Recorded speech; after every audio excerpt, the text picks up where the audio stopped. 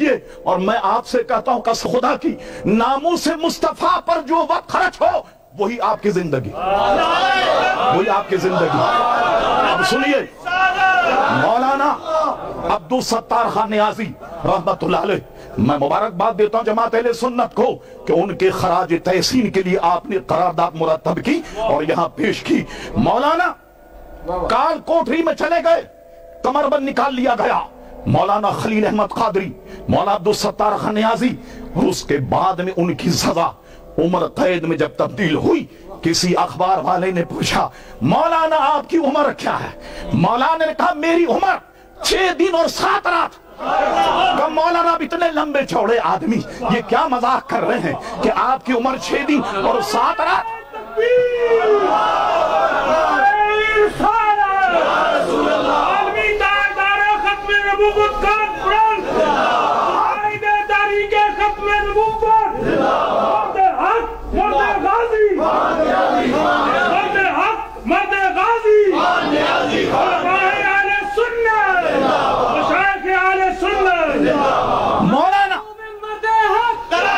مولانا آپ اتنے لمبے چوڑے آدمی، اتنی قداوت، اور فرماتے ہیں کہ 6 دن اور 7 رات میری عمر ہے. وہ کیسے؟ اخبار والے ہنسنے لگے. مولانا کا سنو، کال کوٹری میں ختم نبوت کے مسئلے میں جتنے دن اور راتیں میں نے گزاری قسم خدا کی وہی میری عمر، وہی میری عمر ہے. اور باقی عمر تو جو ہے وہ میں نے جانے کہاں ضائع کی، مگر عمر وہی ہے جو میرے آقا کے لیے میں نے جیل کی کاٹ کوٹری میں گزاری ہے. یہ جذبہ آپ میں راسخ ہو جائے، اس جذبے کے ساتھ اٹھیں، قسم خدا کی کوئی اہل سنت کا سیلاب روک نہیں سکتا. یہ آپ کے آگے،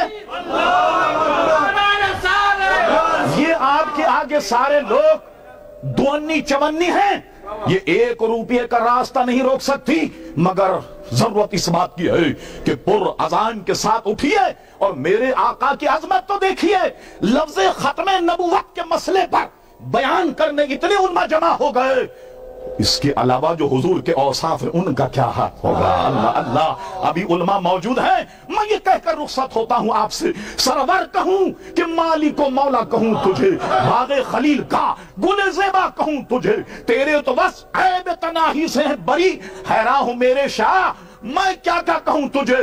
لیکن رضا نے ختم سخن اس پہ کر دیا، خالق کا بندہ خلق کا مولا کہوں تجھے.